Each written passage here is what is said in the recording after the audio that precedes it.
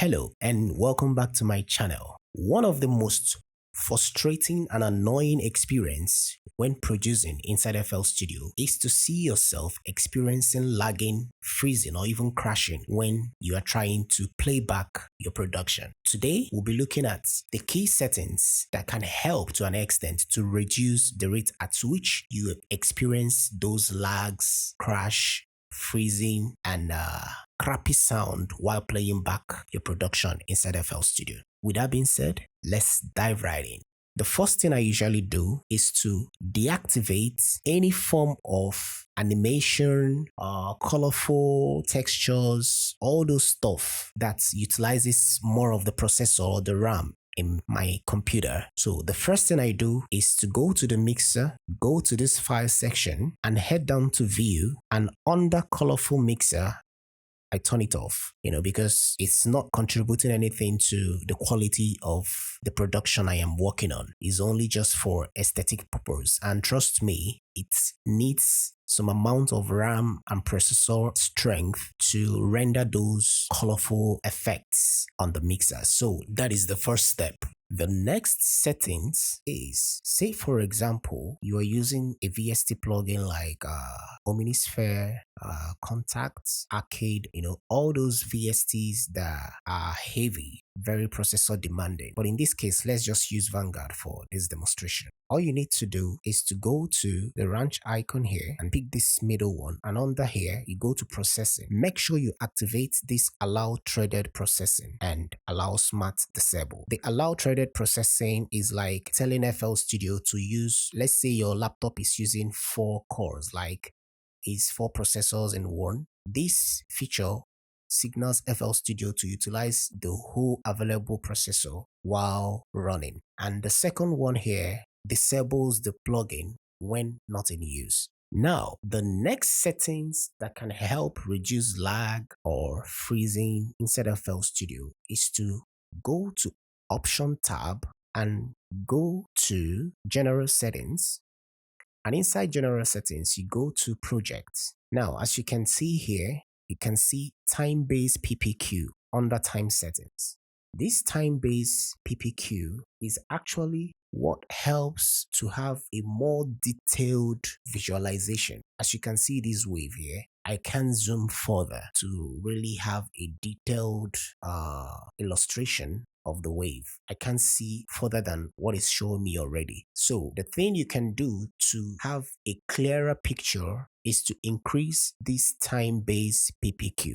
At default, it's usually at 96. So let's switch it back to 96. As you can see, I'm having more and more clearer view of what is going on with the wave. So let's take it to extreme and see. So you can see. So I believe you get what this time-based PPQ is used for. But the side effect is this. This utilizes your processor and your RAM. So if you are experiencing lags and difficulty having a smooth, clean playback, it is recommended to reduce this. So let's just keep it at 24. So that is another settings that can help reduce cracking or freezing while playing back your track.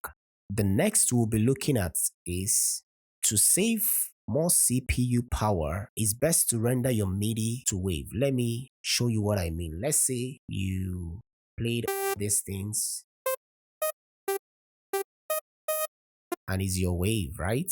In a situation whereby we have this Vanguard in 10 different places playing different instruments, when you check your CPU, you see it's cranking up. So to be on a safer side and save more CPU and RAM for yourself, you go to the VSTs individually, send them to a mixer channel, come down to this record, arm it. When you arm it, you press Alt R. That means it's ready to render. You just render it into wave. Once that is done, you can just simply drag your wave